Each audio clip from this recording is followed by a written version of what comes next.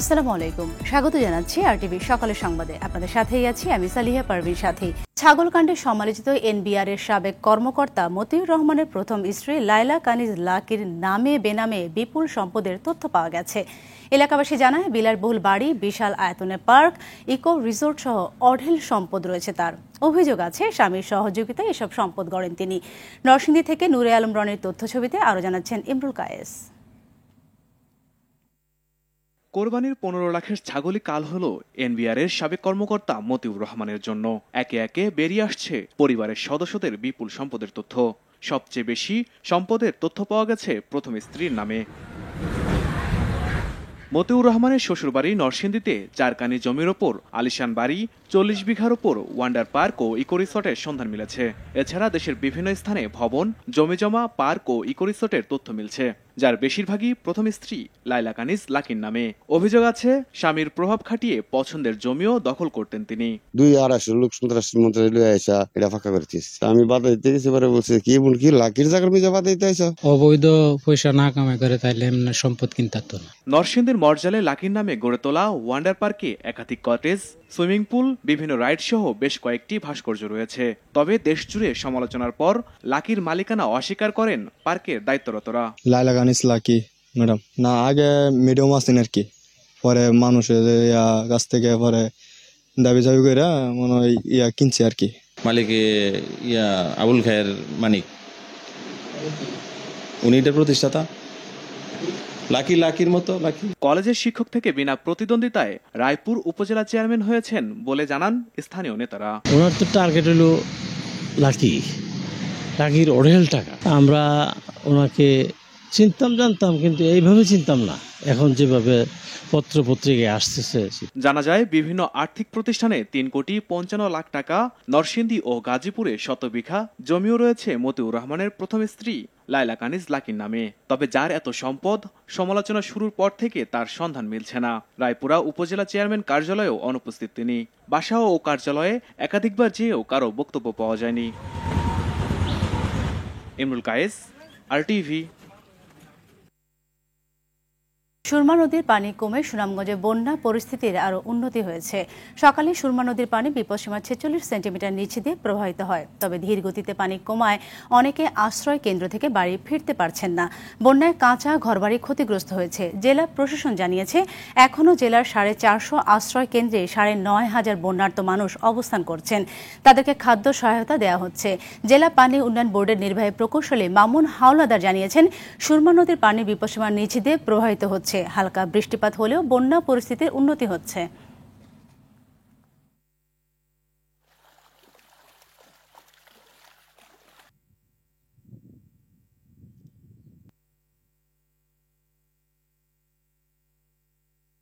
দর্শক, এই বিষয়ে আরো জানাতে সুনামগঞ্জ থেকে আমাদের সাথে সরাসরি যুক্ত হচ্ছেন সহকর্মী বিন্দু তালুকদার।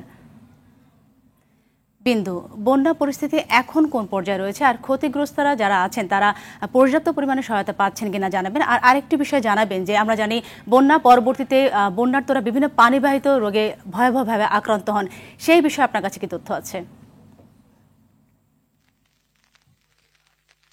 ধন্যবাদ সাথী। যেমনটা বলছিলেন, বন্যার পরিস্থিতি উন্নতি হয়েছে, তবে নিম্নাঞ্চলে দুর্ভোগ দেখা দিয়েছে। যারা বন্যায় ক্ষতিগ্রস্ত হয়েছেন তাদের সাথে আমরা কথা বলেছিলাম।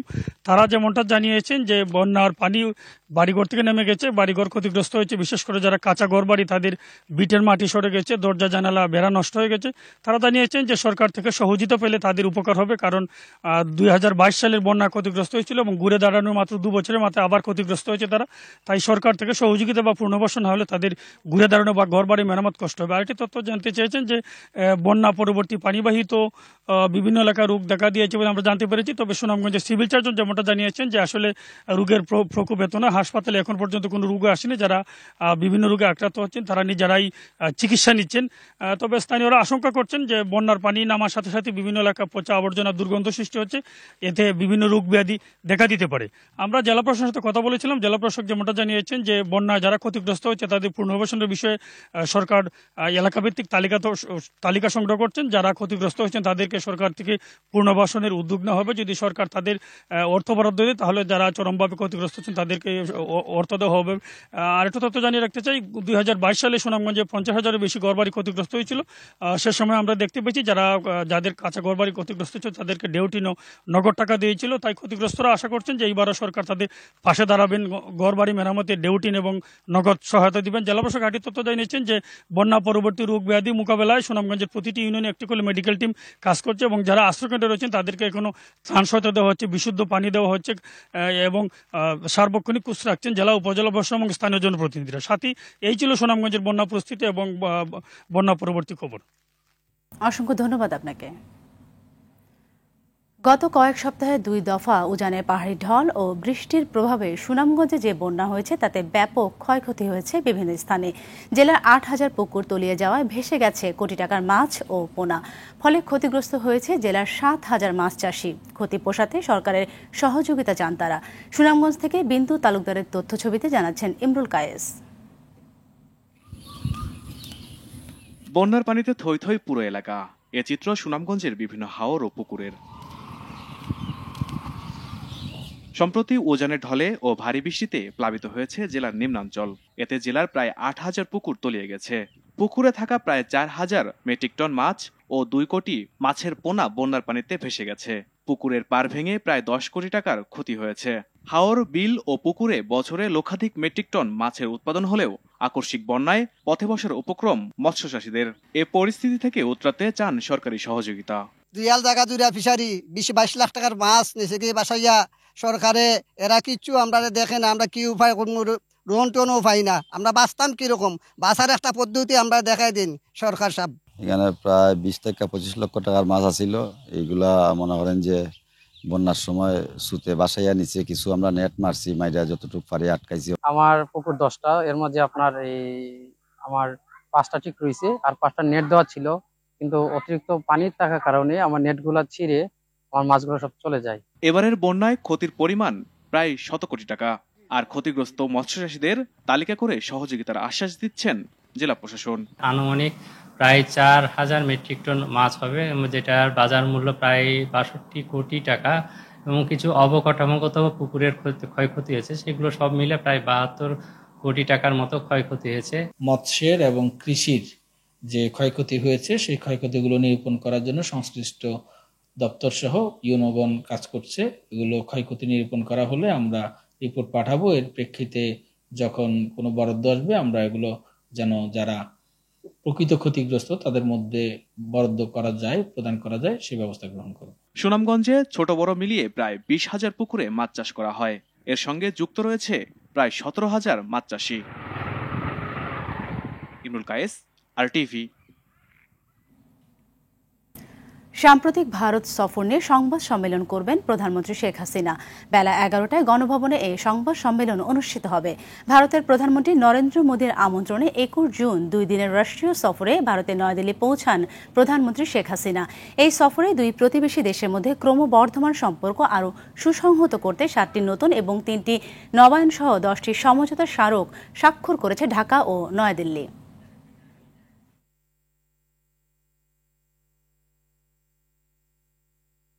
কুমিল্লায় গোমতী নদীর উপর নির্মিত সেতুর 2 পাশে নেই কোনো রেলিং। এতে চরম ঝুঁকি নিয়ে চলাচল করছে যানবাহন। শুধু তাই নয়, স্থানীয় প্রায় 50টি গ্রামের যাতায়াতের একমাত্র ভরসা এ সেতু। ভয় এবং আতঙ্ক নিয়ে 6 বছর এভাবে চলাচল করছে স্থানীয়রা। এরই মধ্যে নদীতে পড়ে কয়েকজন আহত হলেও সেতু সংস্কারে কোনো উদ্যোগ নেই, অভিযোগ স্থানীয়দের। কুমিল্লা প্রতিনিধি আবুল খায়েরের প্রতিবেদন জানাচ্ছেন নুসরাত জাহান সিনথি। কুমিল্লার দেবিদ্বার উপজেলার সুবিল, ফতেবাদ, রসুলপুর সহ আশেপাশের প্রায় 50টি গ্রামের কয়েক লাখ মানুষের উপজেলা সদরের সঙ্গে সংযোগ স্থাপনের একমাত্র ভরসা গোমতী নদীর উপরের এ সেতু। গুরুত্বপূর্ণ এই সেতুর 2 পাশের রেলিং ভেঙে গেছে কয়েক বছর আগেই। এতে প্রতিনিয়ত ঝুঁকি নিয়ে যানবাহন ও পথচারীদের চলাচল করতে হয়। আমি যখন ওই পার থেকে এইবারও স্কুলে যাই তখন রেলিং পার হইতে আমার ডর লাগে। এক সময় প্রাইভেট পড়তে যাই, ওই সময় যাইবার সময় দুইটা গাড়ি অপারেট করে, ওই সময় আমরা চলাফেরা খুব সমস্যা হয়। আমরা যখন ভাই এই যে গাড়ি চালাই তখন আমরা একটা টাকা রাখলে আমরা অনেক ভয় লাগে, কারণ কি এটার গ্রিল নাই, তো অনেক সময় গাড়ি করে দেওয়ার সম্ভাবনা আছে। স্থানীয়রা জানায় 2005 সালে জিয়াউর রহমানের নামে সেতুটি নির্মাণ করা হয়। নির্মাণকালে ত্রুটির কারণে 130 মিটার লম্বা সেতুর মাঝের অংশ তখনই দেবে যায়। সে অবস্থায় ঠিকাদার শেষ করে সেতুটি হস্তান্তর করে। এর কয়েক বছর না যেতেই খসে পড়ে রেলিং এর আস্তর। এই বিষয়টাকে একটু নজরে নিয়ে আসে প্রশাসন সহ সরকার, দ্রুত সংস্কারের একটা ব্যবস্থা করে এই এলাকার মানুষ অনেক উপকৃত হবে। বাচ্চারা ভারতে খুব ভয় পায় রে বাবু, এই ভয়ে বাচ্চা স্কুলে আসতে যাওয়া করতে খুব ভয় পায়, মহিলাও ভয় পায়। তবে উপজেলা প্রকৌশলী বলছেন সেতুটি সংস্কারে সংশ্লিষ্ট দপ্তরে প্রস্তাব পাঠানো হয়েছে, দ্রুত এর কাজ শুরু হবে। খলিলপুর ব্রিজ তো আমরা মেজর মেইনটেনেন্সের এস্টিমেট করে হেড অফিসে পাঠাইছি আর কি, অনুমোদন এখনো পাই নাই, অনুমোদন পাবো হয়তো সামনে আর কি। আপাতত চলার জন্য চেয়ারম্যান, ইউনিয়ন পরিষদ চেয়ারম্যানকে বলছিলাম, উনি কিছু একটা করে দিবে হয়তো বা। এ অবস্থায় শুধু আশ্বাস নয়, দ্রুত সেতুটি সংস্কারের দাবি স্থানীয়দের। নুসরাত জাহান সিনথি, RTV। নিয়মনীতি তোয়াক্কা না করে গণমাধ্যম ও সামাজিক যোগাযোগ মাধ্যমে আত্মহত্যার খবর ফলাও করে প্রচার সমাজে নেতিবাচক প্রভাব ফেলছে, এমন মত বিশেষজ্ঞদের। তারা বলছেন এসব সংবাদ বিষাদগ্রস্ত মানুষকে আত্মহত্যায় প্ররোচিত করে। বিশেষ করে সেলিব্রিটিদের আত্মহত্যার খবরে উৎসাহিত হয় তার ভক্ত ও অনুসারীরা। অপমৃত্যুর খবর পরিবেশনে তাই গণমাধ্যমকে আরও দায়িত্বশীল ও সতর্ক হওয়ার পরামর্শ বিশ্ব স্বাস্থ্য সংস্থার। নাজমুল হোসেন সাইমনের ক্যামেরায় সুফিয়ান ফারাবির ধারাবাহিক প্রতিবেদনে আজ দ্বিতীয় পর্ব। চিকিৎসা ব্যয় মেটাতে না পেরে আত্মহত্যার পথ বেছে নিয়েছিলেন এক রিকশা চালক। আর ন্যায্য মূল্য না পেয়ে গলায় দড়ি দিয়ে পৃথিবীর মায়া ছেড়ে যান অসহায় এক কৃষক। এমন খবরে তোলপাড় গণমাধ্যম ও সামাজিক যোগাযোগ মাধ্যম। ঘটনা সত্যি হলেও এতে বাড়তি রং লাগিয়ে এসব সংবাদ পরিবেশন করা হয়, প্রচার করা হয় ফলাও করে। সতর্কতা অবলম্বন না করায় এতে বিষাদগ্রস্তরা আত্মহননের প্রতি একটু একটু করে ঝুঁকে পড়ে। অনিয়ন্ত্রিত অনলাইন ও মূলধারার কিছু গণমাধ্যমও এ নিয়ে যথার্থ ভূমিকা রাখতে ব্যর্থ হচ্ছে, এমন ধারণা দীর্ঘদিন আত্মহত্যা নিয়ে কাজ করা বিশেষজ্ঞ চিকিৎসকের। আপনার জায়গা থেকে মনে হচ্ছে যে হ্যাঁ, সে তো ন্যায্য মূল্য পায় নাই বলেই তো সুইসাইড করছে, কিন্তু মেসেজ ক্লিয়ার যে একজন মানুষ কখনোই একটা কারণে সুইসাইড করে না। সো আপনি যখনই বলতেছেন যে ন্যায্য মূল্য পায় নাই, তাহলে আরেকজন যে ন্যায্য মূল্য পায় নাই সে কিন্তু এর থেকে স্টিমুলেটেড হতে পারে যে আমি এটা করি, কিন্তু এটা তো সমাধান হইতে পারে না কোনো কিছু। দেশে আত্মহত্যার প্রবণতা বাড়ছে জানিয়ে এর সংবাদ পরিবেশনে গণমাধ্যমকে আরও দায়িত্বশীল হওয়ার আহ্বান জানান তিনি। সারপ্রাইজিংলি দেখি যে কয়েকটা মিডিয়া থেকে রিপোর্ট সংগ্রহ করে বলে আত্মহত্যার হার বাড়ছে। বেসিক্যালি আমাদের দেশে আত্মহত্যার হার বাড়ছে না কমছে এটা বলার কোনো সুযোগ নেই, কারণ আমাদের দেশে সেন্ট্রাল কোনো ডেটা নাই। সো আপনি ডেটা ছাড়া এই কথা বলার ন্যূনতম কোনো সুযোগ নেই। আর সেলিব্রিটি ও জনপ্রিয় ব্যক্তির আত্মহত্যার খবর প্রচারে বেশি সতর্কতা অবলম্বনের পরামর্শ বিশেষজ্ঞদের। একজন চিত্রনায়ক অনেক বছর আগে আত্মহত্যা করেছিলেন বলে কথিত রয়েছে, এবং তার আত্মহত্যা ঘটনার পরে তার কিন্তু অনেক ফ্যান ফলোয়ার, তখনকার দিনে যারা তাদেরকে তার অনুসারী ছিলেন, ফ্যান ছিলেন, তাদের মধ্যে বেশ কয়েকজন কিন্তু আত্মহত্যার ঘটনা ঘটেছিল। ফলে গণমাধ্যম মানুষের আচরণকে প্রভাবিত করে, মানুষের আবেগকে প্রভাবিত করে, মানুষের চিন্তাকে প্রভাবিত করে। এই জন্যই কিন্তু এটার নাম গণমাধ্যম। সাধারণ মানুষকে সতর্ক করার পাশাপাশি আত্মহত্যার ঝুঁকিতে থাকা ব্যক্তিদের পরামর্শ দেওয়ার উপর জোর দেন তারা। সংবাদ পরিবেশনের সময় আত্মহত্যার সংবাদকে কত দায়িত্বশীলভাবে পরিবেশন করলে সেটি ইতিবাচকভাবে উপস্থিত হবে এবং সেটি মানুষের মনে আত্মহত্যার প্রবণতাকে কমিয়ে তুলতে পারবে। ফলে আমরা মনে করি যে আত্মহত্যা প্রতিরোধে এবং মানুষের মধ্যে আশা জাগানিয়া জায়গাটিতে গণমাধ্যমের ভূমিকা কিন্তু অত্যন্ত গুরুত্বপূর্ণ।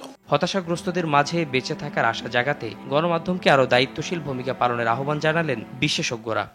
আত্মহত্যার সংবাদ পরিবেশনের ক্ষেত্রে বেশ কিছু সতর্কতা অবলম্বনের পরামর্শ দিয়েছে বিশ্ব স্বাস্থ্য সংস্থা। সংস্থাটি বলছে, সংবাদপত্রে কোনোভাবে এমন কোনো তথ্য কিংবা ছবি ব্যবহার করা যাবে না যার মাধ্যমে অন্য কেউ আত্মহত্যার প্রতি উৎসাহিত হতে পারে। এমনকি আত্মহত্যাকারী ব্যক্তিগত তথ্য, আত্মহত্যার বিবরণ ও স্থান সম্পর্কে না জানিয়ে কিভাবে মানসিক বিষাদগ্রস্ততা দূর করতে পারে সে সম্পর্কে ধারণা দেওয়াই সচেতন গণমাধ্যমের কাজ বলে মনে করে সংস্থাটি। সুফিয়ান ফারাবি, RTV, ঢাকা। মিঠা পানিতে বাণিজ্যিকভাবে গলদা চিংড়ি চাষ করে লাভবান হচ্ছে নড়াইলে চিংড়ি চাষিরা।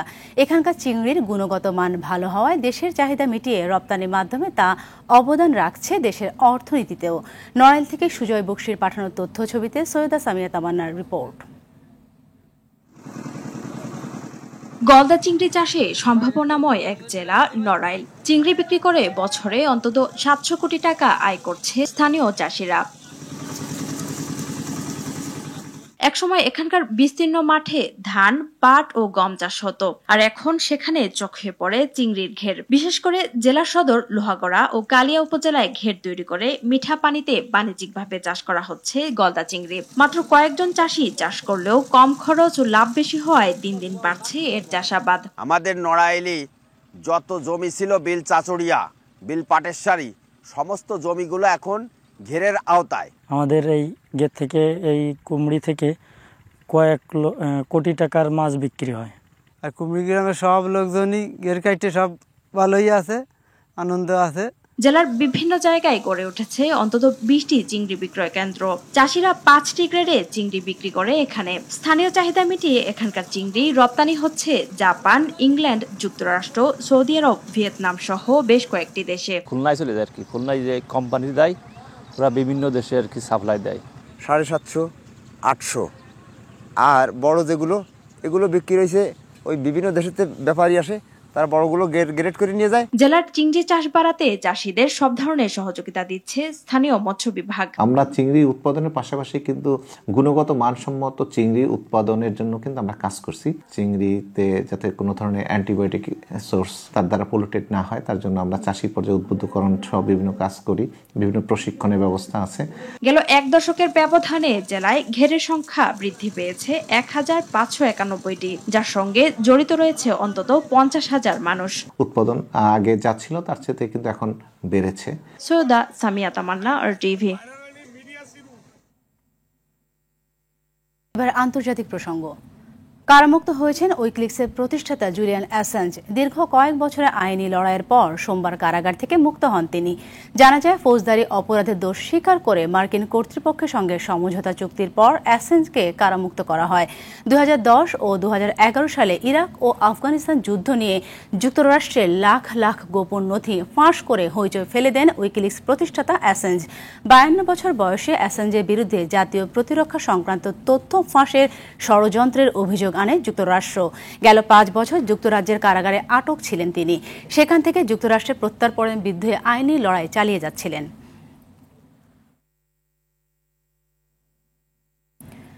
রাশিয়ায় ভয়াবহ আগুনে নিহত হয়েছে অন্তত 8 জন। এছাড়া আহত হয়েছেন আরও কয়েকজন। দেশটির জরুরি সেবা কর্মকর্তারা বলছেন, রাজধানী মস্কো থেকে প্রায় 25 কিলোমিটার উত্তর পূর্বের ফ্রায়াজিনো শহরে একটি অফিস ভবনে ভয়াবহ আগুনে হতাহতের এই ঘটনা ঘটে। জানা যায়, আগুনে ভবনের ভেতরে 6 জনের মৃত্যু হয়, আর আগুন থেকে বাঁচার জন্য জানালা দিয়ে ঝাঁপ দিতে গিয়ে মৃত্যু হয় আরও 2 জনের। ভবন থেকে মাত্র 1 জনকে জীবিত অবস্থায় উদ্ধার করা হয়, তবে ঠিক কী কারণে আগুন লেগেছে তা তাৎক্ষণিকভাবে জানা যায়নি। ফিলিস্তিনের অবরুদ্ধ গাজা উপত্যকায় ইসরায়েলের পৃথক হামলায় নিহত হয়েছে অন্তত 15 জন। গাজা শহরের কেন্দ্রস্থলে বাস্তুচ্যুতদের আশ্রয়স্থল হিসেবে ব্যবহৃত একটি স্কুল ও মধ্য গাজার মাগাজি শরণার্থী শিবিরে চালানো হয় পৃথক হামলায় এই প্রাণহানির ঘটনা ঘটে।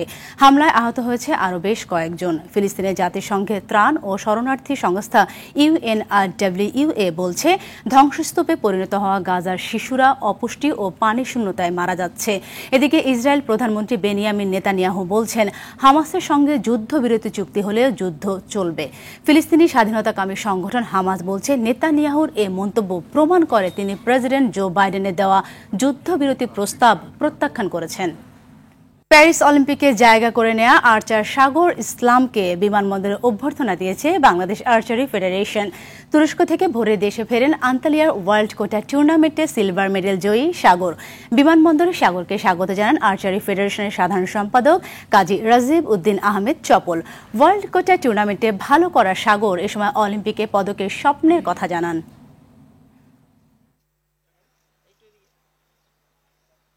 আলহামদুলিল্লাহ, মানে নিজের প্রতি বিশ্বাস ছিল এবং এটা আমাদের জন্য লাস্ট একটা চান্স ছিল।